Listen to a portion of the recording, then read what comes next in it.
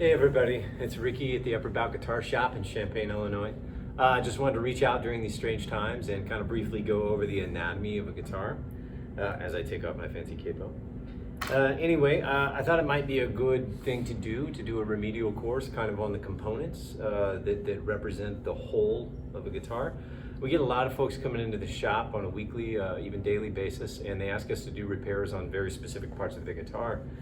And kind of a common feature is we find that they're often misassigning portions or using the wrong verbiage or are misidentifying features of the instrument, which is okay. It's totally cool. Like, hopefully if it's a professional shop, they'll be able to identify for you. But I could see a scenario where it could be problematic for somebody that is not paying attention, or if you're in a shop that's not super reputable, which we want to avoid anyway. So I thought it might be a good idea, and knowing that this is going to be remedial for a lot of you, I thought it might be a good idea to identify, some very specific features on the guitar. So when you're going into the guitar shop for repair, you know exactly how to talk about them, and hopefully get the desired repair in effect. Okay. So today I'm going to be playing a Taylor 324 CE Builder's Edition. So this is a pretty fancy pants guitar. It was the first guitar in my line of sight today when I came in to do this video. We got a lot of fancy pants guitars here, and I just thought, why not? This is a beauty. So we'll use this for the demonstration guitar today. And again, this is going to be kind of brief. We're just going to go over very basic components and anatomy that hopefully will help you have a conversation with either your bandmates or your repair tech or local guitar shops or whatever the case may be. Hopefully you find it helpful. I'm going to post this on Instagram and Facebook most likely. So by all means, if you have any questions, please just put them in the comments section, and hopefully I'll be able to answer all of them and create a dialogue. Hopefully we'll be able to help you out at least a little bit, okay? Or maybe if I miss something, you might toss your 10 cents in there and maybe help me out too, because this could be a learning experience for all of us. Anyway, I got a lot of downtime right now, so I thought this might be helpful. So we'll go ahead and start. So when you look at the instrument, right, the most obvious part here, the most surface area you're going to see is what's called the guitar top, which is this piece, right? Most often it's two pieces of wood, and this piece is in essence the speaker of the instrument. So when you strike a note, it allows that top and the bracing system to kind of move, right? But generally, this is what's referred to as the top, okay? The lower portion of this top is what's called the lower bout. That is this section. The waistline, this beautiful curve here, is what's called the middle bout. This portion above the middle bout is what's called the upper bout. You may know this verbiage because it's what I opted to call my shop. I think it's a particularly aesthetically pleasing part of the instrument. And I never wanted to name my shop after me. I wanted it to represent the instrument, so there it is. This beautiful white piece right here is called the rosette, okay?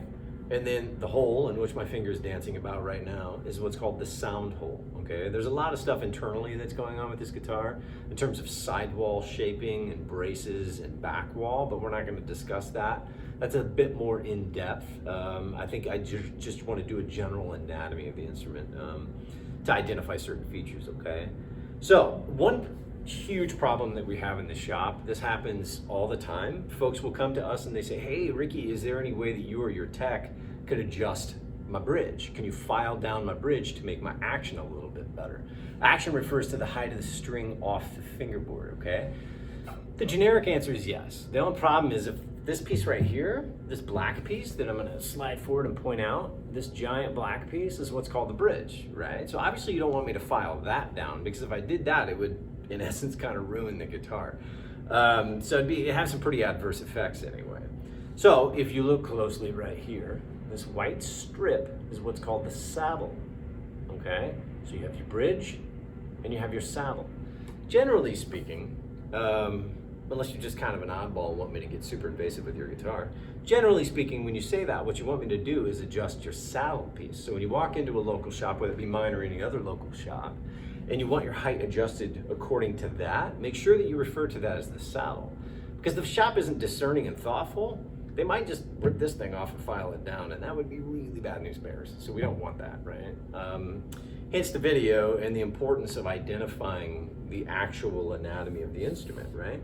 So again, real quick, the black piece here is what's called the bridge.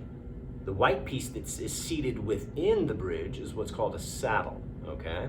And below that, I'm gonna slide real close and to maybe give you a proper angle. These 6 bits here are what are called a bridge pin, right? The bridge pin is what allows us to seat the ball into the string, into the bridge plate.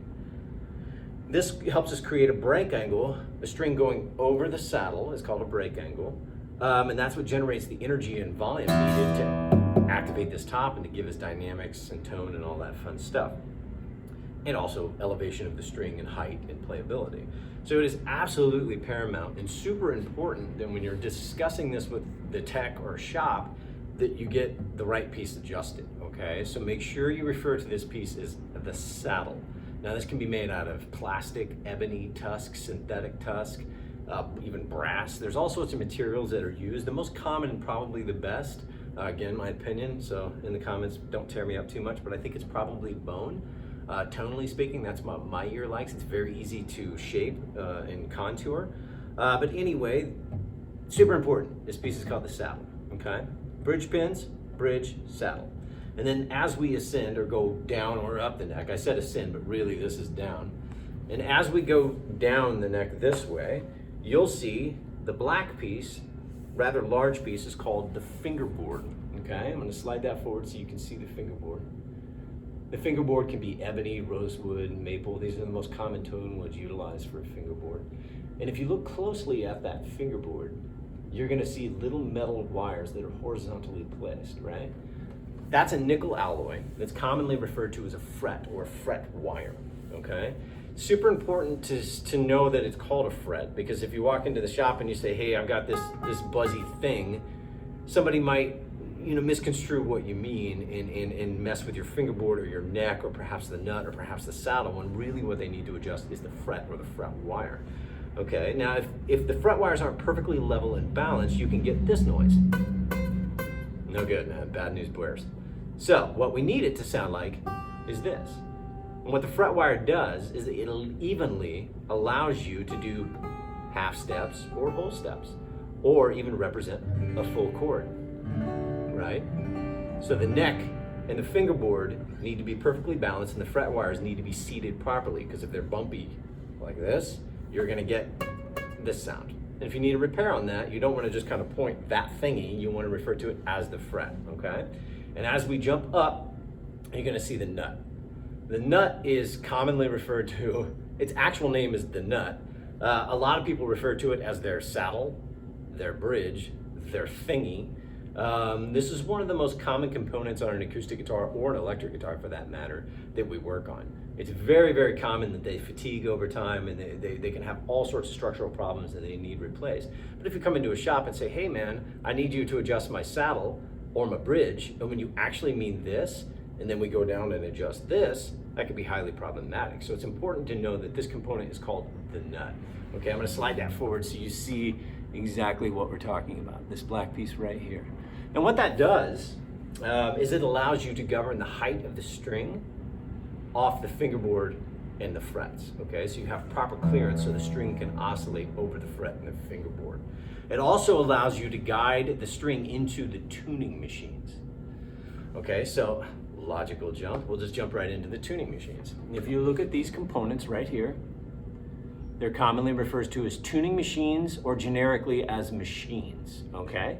You will see 3 on a side. This is 3 representing the bass side and 3 representing the treble side, okay? These are what allow you to tune the instrument. You can tune it up, you can tune it down, okay? So if you want to do drop D, it's all gonna happen there. Sometimes these get loose, so it's important that if you're having structural problems with these, you're referring to the machine or the tuning machine, not the tuning thingy, because the tuning thingy could be a number of things, like a headstock tuner, for example. It could be a number of things. And what that's attached to is this piece here is called the headstock. You'll see the Taylor badge on there. This entire flat surface is called the headstock, okay? Now the headstock is what the machine's attached to, and it's also the difference between the fingerboard and the nut, right? So the difference, that nut represents the tilt back on the headstock. So once you descend to that point, you start the tilt back, okay? So again, headstock. Now if you look closely at this, I'm gonna show you a couple different angles.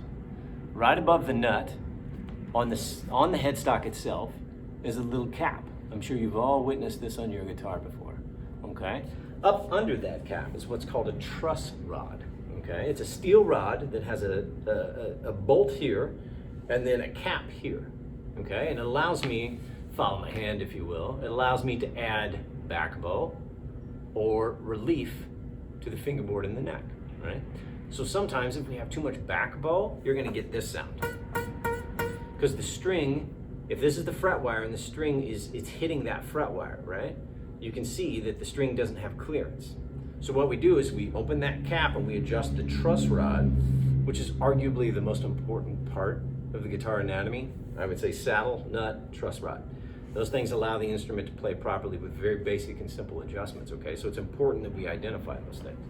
The truss rod can be turned this way or this way, right? This will allow you to add back bow or what's called relief in giving the string clearance, okay? So it's actually very important. A lot of people are terrified of adjusting a truss rod, rightly so. You can mess up the instrument if you don't know what you're doing, so I would recommend going to your local shop, talking with a repair tech or somebody like me, and we can show you how to do it for the first couple of times. And then once you kind of get a feel for it, you know, we can send you on your way and you can adjust all day long. But it's important to identify that. It's called the truss rod. So some guitars will have a truss rod built up under the sound hole. I'd say if you have a guitar like a Martin will be like that. If you have a guitar that has that adjustment angle, make sure you go to a local shop because sometimes those are hard to get to. If you see the cap up here, maybe you can unscrew the 3 screws, reveal what's underneath there, and you know, if you look in there and you see the slot and the adjustment rod and you feel comfortable with it, just go slow and have at it, okay? So that is the basic anatomy of the acoustic guitar. And it's true, everything I said today in terms of bridge, saddle, all that stuff is true for electric guitars as well. Electric guitars will have some added electronic components like a volume potentiometer and a tone potentiometer and perhaps a switch and an output jack. And of course there's some soldering involved there as well. But that's kind of a conversation for a different day. But for today, that is the basic anatomy of the instrument. Again, if you have any questions, reach out via Facebook, Instagram when this video is posted.